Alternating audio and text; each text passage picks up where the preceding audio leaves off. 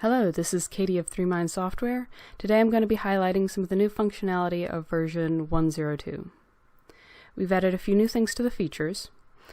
You can now have a fill path feature with multiple images. If you go to the feature tool and switch to fill mode, and then go to the property panel,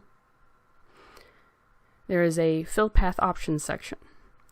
This now has a check to turn on cycle, which will switch the feature list to a custom one. The custom list will initially be filled with features of whatever art set or category that you're on. So if I switch to the feature list, it'll now have that vegetation in it. You can customize your list by clicking the edit button, and here you can add and remove features.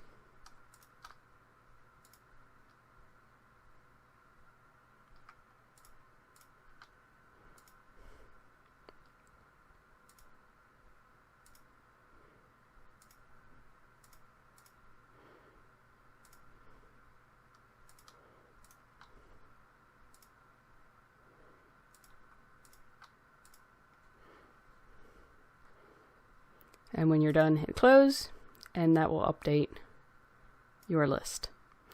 So all the features on this list will be used to fill the path, either randomly or in order. So if I create a path, it now has all of those features placed randomly in it. If I change this to in order, it will place them in the order they're shown in the list. There is also a way to search for specific features now. In the Feature Property panel, you can go to the Search tab. Here you can choose any art set you want to search through, or you can search through all art sets and type in what you want to search for. And this will search through all file names in that art set to find anything that matches.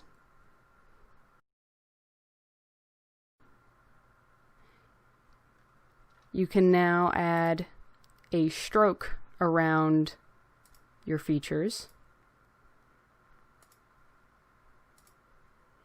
so that they have a little bit of a glow to them, and you can adjust the spread and the opacity as well as the color.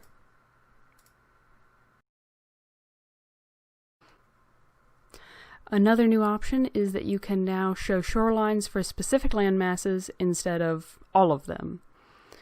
So if I go to shoreline options, you now see there's a list of all the land masses on the map here in the shoreline options. And you can choose which one to have the shorelines drawn around. So if I only want it around my two largest land masses, hit that, and it'll only draw around those two.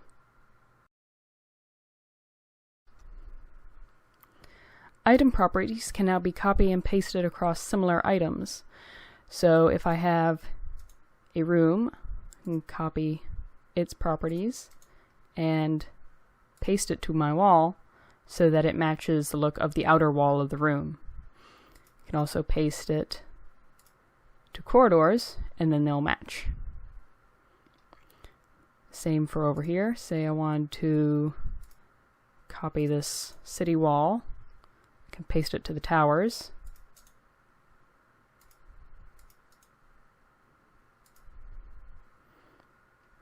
Or from a lake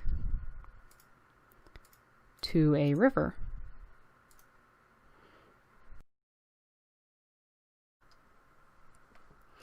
Lastly, you can now choose how grid labels separate the columns and row numbers.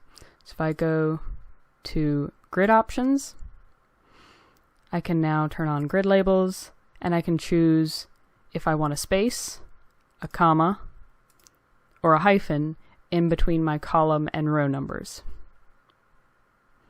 Like that. And that's all for this video. I hope you found it helpful and that you enjoy version 1.0.2. Thank you for watching.